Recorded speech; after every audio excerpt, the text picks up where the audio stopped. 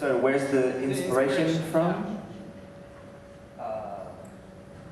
Where's the inspiration from? Well, a combination of a book by Garry Kasparov, in which he wrote these short portraits of all the great chess players in the history of the game, the last 100 years. And you got to see, like, there's this guy Capablanca, and he was from Cuba, and he was like a bon vivant, you know, like pas de prise de tête. He was a bit like, where are the women? Give me some drinks, you know. So he brought something new to chess, and then there comes Bobby Fischer, who's a bit like a Glenn Gould autistic freak, you know, and it was kind of like, for me, what I like about rap music, you know, the rappers that come along, and you have different exaggerated characters, almost like superheroes or something. So right away I thought, what an interesting world it could be, Canadian chess. Nobody knows what this is. It's really obscure. It's double obscure because it's chess and Canada. So we can create this world that's completely inauthentic if we want. And the other inspiration was a short video sent to me by Tiga, who couldn't be here tonight, but isn't he really funny, Tiga? How about a round of applause for Tiga?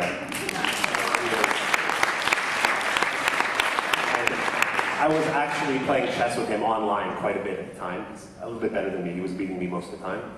And he sent me a video of a Kasparov-Karpov match with the music of Giorgio Moroder, which is very heavy electro, but very musical, very baroque, but very cold also, and cerebral, and really a perfect combination for chess. Because chess is about building something over a long period, a strategy, and electronic music, when it's good, does that too. You get a long build-up, not like a pop song, but like you invest in a long-term strategy for a big payoff. So those were the main inspirations on the genesis of making the damn thing. I mean, it started off as the two of them, and on a shorter version of the movie, like court métrage or maybe moyen métrage sort of idea.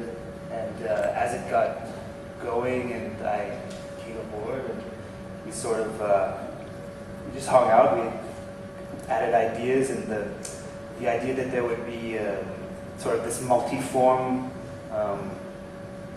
modular sort of music videos, and sort of different genre, different cameras, different looks that sort of like bring out jazz chess in a way. You know? And so yeah, we just sort of added things, and I kind of we just hung out. We just had some ideas. We bounced back and forth. Celine especially brought like a knowledge of structure, I think, that was important, because we knew it was going to be very eccentric and that we were going to make all kinds of mistakes because we never made a movie before. Some of them good mistakes, I'm guessing, some of them bad. And with Celine, we at least wanted the insurance that the structure would hold together, because we looked at this like a sports movie. We basically said, let's take the structure of Rocky or the Eminem movie, 8 Mile, or even the more funny movies like Les Rois des Patins with Will Ferrell and Ben Stiller and Dodgeball, these kinds of movies. And they have a very clear structure. It's kind of like a pop song. It's like a perfect, you know how it goes, you know, couplet, refrain, couplet, refrain. Mm-hmm. So we just wanted to at least have that, be disciplined and be a bit psychorigide about that, because we knew when we actually made the movie there was no way to do it right. And brilliant. How did you work with those guys?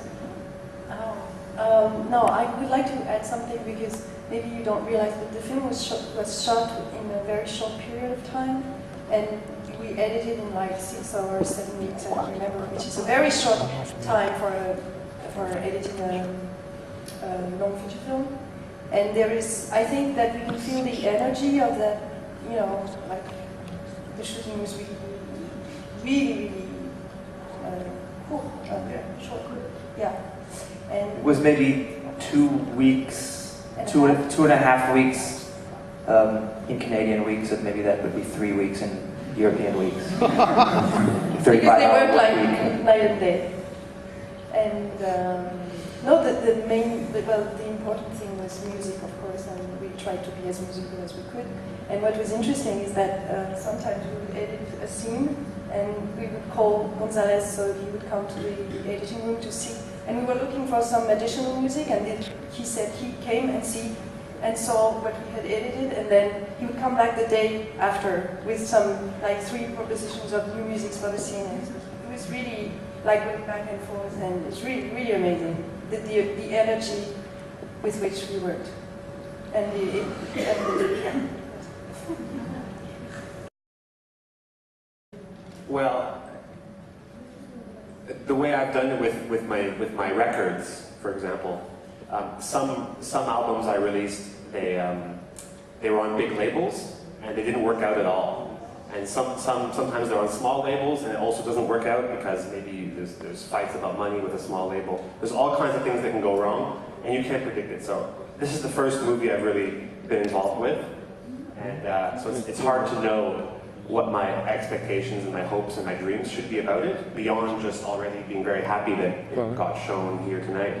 But you know, I'm a very opportunistic person. So if the opportunity comes to grow it and maybe do something traditional and that would work, of course I would try that. Otherwise, we've already set up about a dozen screenings in the fall, and we're going to make people come to us, like I've done with my music career for 10 years.